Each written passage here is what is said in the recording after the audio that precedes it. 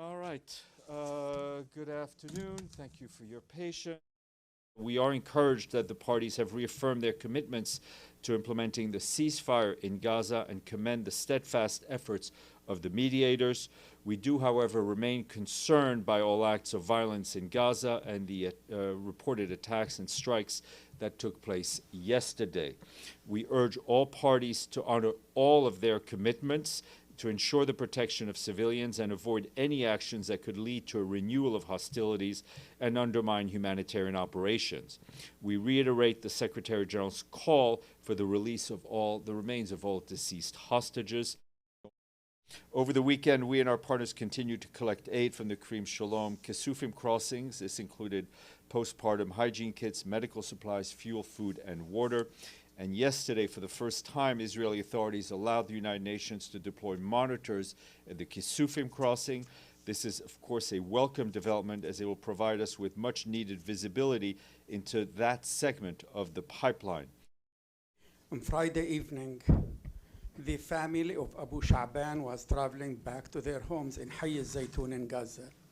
A shell hit their car, killing all 11 members, 7 children, 3 women, and 1 man, and yet the UN did not say one word about this. I think we've expressed. I think the Secretary General expressed his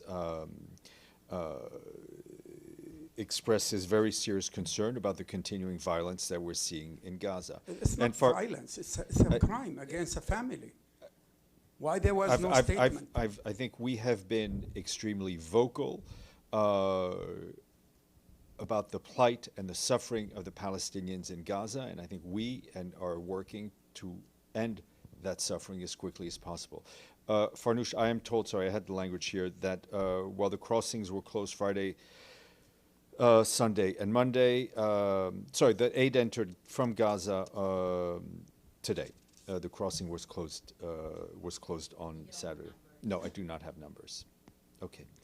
Yes, Abdelhamid, I'm sure you have a second question. Yeah, my second question, and I have noticed lately that you don't mention Karim Abu Salam, the Arabic name for the crossing. Abdelhamid, with all due respect, I just wish you would listen to what I said, because I specifically said Karim Abu Salam, Karim Shalom, in my first reference to this crossing today.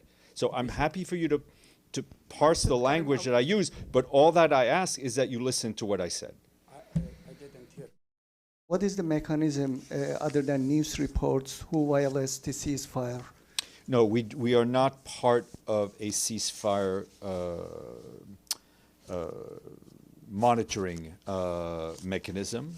Our focus in Gaza currently is on humanitarian assistance.